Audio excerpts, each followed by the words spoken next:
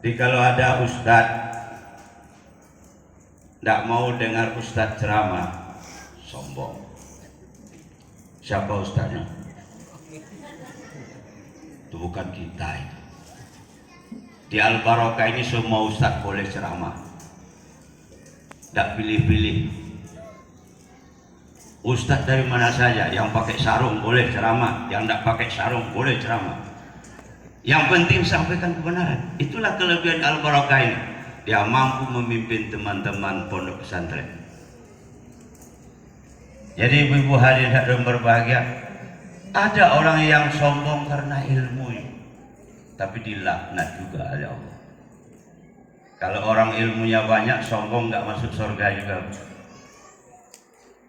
Ada orang sombong karena kecantikan. Kalau lihat orang cantik, dia belum lebih cantik aku, lebih cantik saya. Ada orang yang sombong karena apa? Karena kaya. Padahal di atas orang kaya itu ada lagi orang kaya. Saya pernah membawa teman-teman kita dari Damasraya ke Jakarta. Di Jakarta itu ada 1.500 mobil satu tempat di lapangan. Pak, ini mobil banyak. Ini yang punya berapa orang nih Bu ya? Ini 1 orang. Kalau kita di Damasraya baru punya 500 saja udah sombong. Ini 1.500 sendiri. Dibawa lagi ke di Mekah. Di Mekah itu orang kaya sedunia, gak ada yang lawan. Baru lahir saja sudah dapat gaji orang Arab itu. Beda dengan kita, begitu lahir dapat utang. Saking kayanya orang Arab, lahir saja anak udah ada gajinya. Mobil itu kalau rusak langsung dilempar ke lapangan Bu, nggak ada diperbaiki seperti kita Bu. Ini sudah tahun 15 tahun digili juga. Masih mau hidup di bawah juga. Di sana kalau rusak dilempar di lapangan. Bangkai mobil itu 5 tahun selesai. Saking kayanya. Siapa yang kita mau sombongkan? Kalau kita sombong hari ini sudah terlambat. Sudah ada yang kaya lebih dulu dari kita. Qarun itu yang membawa anak kunci gudangnya 70 orang kuat. 70 orang kuat semua membawa anak kuncinya Bu. Jadi kalau Qarun berangkat bawa anak kunci, seakan-akan bilang, nih Qarun, anak kuncinya saja susah bawa, apalagi hartanya. Karena dia sombong ibu-ibu, gak mau mengeluarkan zakat. Apa yang terjadi? Dia ditelan oleh bumi ini, dilaknat oleh Allah. Ketika Musa datang, hei Qarun, keluarkan zakat. Apa kata Qarun? Ini harta saya dapat karena kepintaran saya, dengan tangan saya sendiri, dengan pikiran saya sendiri. Tidak ada campur tangan Allah di sini. Kata Musa, itu pemberian Allah Qarun. Tidak. Akhirnya Nabi Musa berdoa, doanya jelek. Ya ardi huz, ya bumi telan Qarun. Ditelan hartanya, harta Qarun itu ditelan oleh bumi. Setelah hartanya ditelan, ada orang yang berbisik, itu Musa menelan si Qarun itu guna mungkin hartanya ini mau dapat oleh si Musa. Setelah karunnya terbenam, didoakan pula oleh Musa, ya Allah, ya ardi khuz, telan dengan harta-hartanya. Seluruh harta Qarun ditelan, orangnya dimatikan, dilaknat oleh Allah karena kesombongan. Belum ada yang sekaya Qarun hari ini. Jadi kalau mau sombong terlambat. Belum ada yang sekaya Qarun. Akhirnya apa yang terjadi? Orang kaya yang sombong itu ditelan oleh bumi bersama harta-hartanya. Sampai sekarang kalau orang menemukan harta dalam tanah, harta apa Bu? Harta korun. Belum ada yang tersebut orang harta orang Damastraya, belum ada. Saking kayanya korun. Sampai hari ini kalau ada orang yang mencari ke laut, menyelam di laut itu, menggali bumi, ketemu harta korun. Masih. Saking kaya. Ada orang yang sombong karena kekayaan. Ada orang sombong dengan ibadahnya. Itu juga tidak boleh Bu. Kalau lihat orang sholat, ini sholatnya belum mantap, lebih baik sholat saya. Apalagi dengan ibadah itu. Ibu-ibu tidak bisa melihat orang yang zahir itu akan masuk neraka atau surga. Allah yang menilainya semua. Kadang-kadang kita menganggap dia adalah orang soleh, orang yang rajin ibadah, tahu-tahu juga tempatnya di dalam neraka. Mungkin ada kesombongan di dalam hati. Nah, oleh karena itu sombong itu sangat berbahaya. Di dalam surat Al-A'raf ayat 146, boleh ibu lihat nanti di rumah.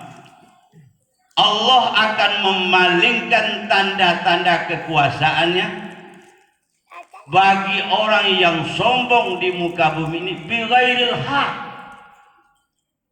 tanpa alasan yang benar. Tidak ada alasan untuk sombong itu, tapi dia sombong juga.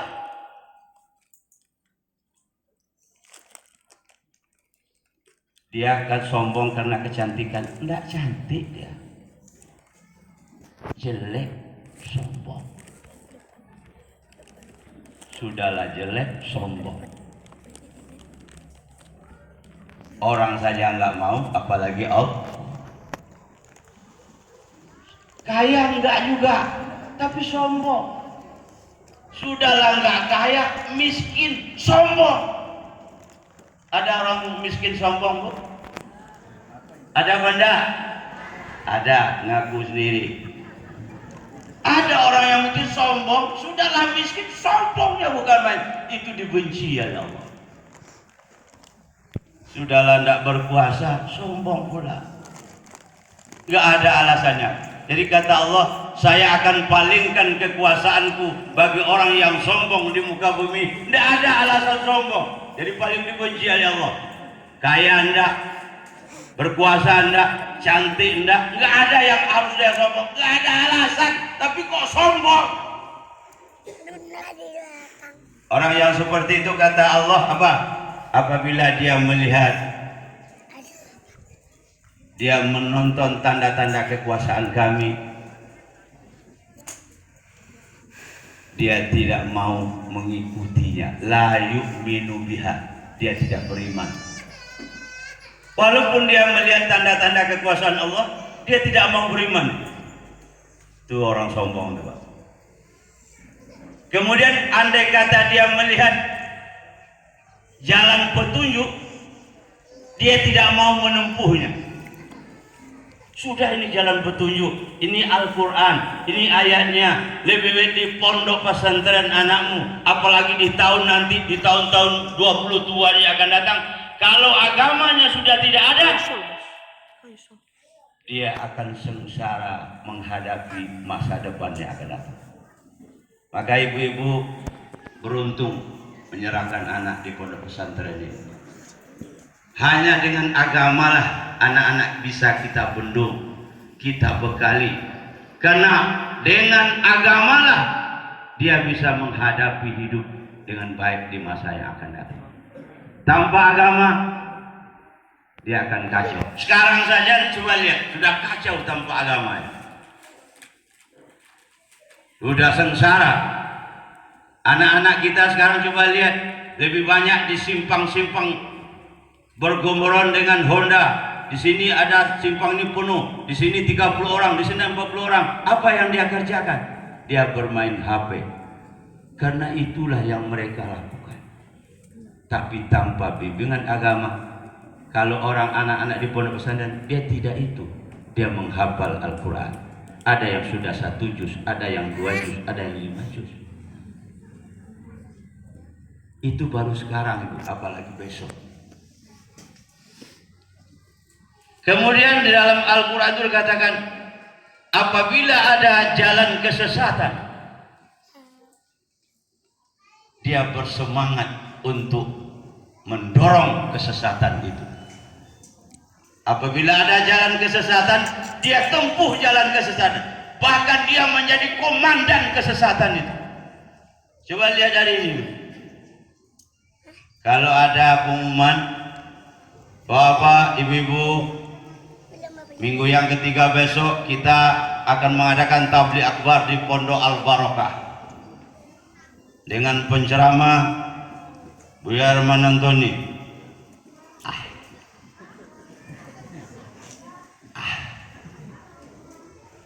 Kalau dia bilang itu ada kesombongan. Tapi tidak banyak yang datang. Tapi kalau ada nanti pengumuman, Bapak, Ibu-ibu di lapangan sepak bola, nanti akan ada pertunjukan film yang berjudul Cinta Segitiga. Semua datang. Yang kecil aja dibawa. Bukan dibawa yang kecil daripada tinggal di rumah, Bu ya. Yang lumpuh aja digendong. Yang buta pun dituntun. Ramai orang kalau sudah arah-arahnya kepada itu. Itu yang dikatakan Al-Quran. Apabila ada jalan kesesatan, mereka bersemangat. Tapi apabila ada jalan petunjuk, jalan kebenaran, mereka tidak mau menempuh. Inilah jalan petunjuk ini. Perbanyak pondok pesantren di Damasraya. Kalau dengan banyak pesantren ini, maka banyaklah anak-anak kita yang siap menghadapi masa depan yang lebih baik. Bapak, Ibu hadirin berbahagia. Jadi orang sombong itu bahayanya 3 ya. Yang pertama, malaikat yang mulia tadi jadi hina-hina, jadi dilaknat oleh Allah. Dan yang selanjutnya dia tidak bisa masuk surga. Malaikat, apalagi kita sombong, pastilah tak masuk surga. Apa yang disegani sama Allah kita ini tidak ada. Nah, oleh karena itu, ibu boleh nyumbang di Al-Barokah ini, tapi jangan mendatangkan kesombongan. Nggak usah disebut-sebut. Al-Barokah itu kalau nggak saya sumbang nggak seperti itu. Sumbanglah yang besar, tapi sumbangan yang besar tidak boleh mendatangkan kesombongan.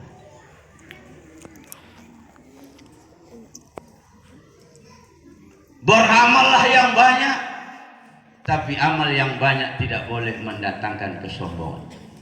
Karena ada orang sombong karena beramal, Bu, hampir nggak jadi masuk surga.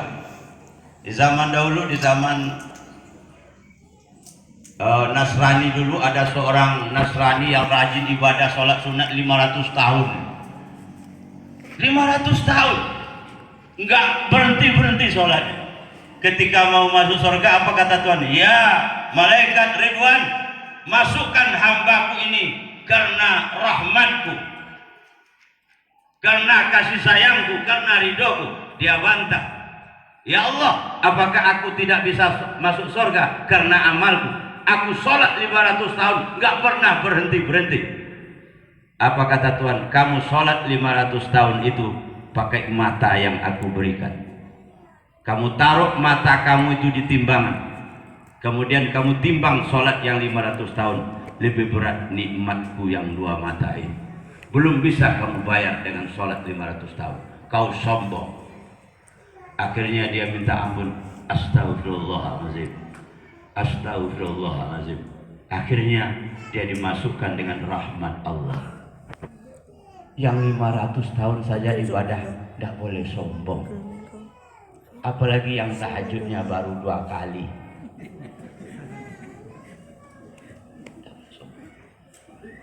Dalam ayat lain, wala tamsi fil ardi maraha.